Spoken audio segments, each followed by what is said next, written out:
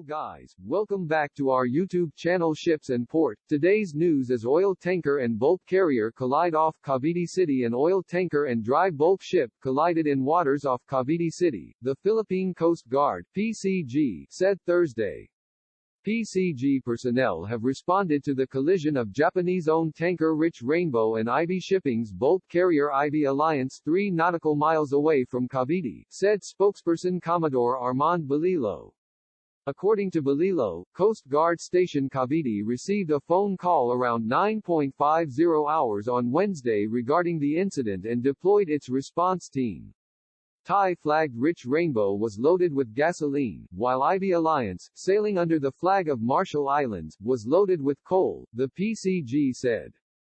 PCG said that no crew was injured or oil leaked into the waters caused by the accident.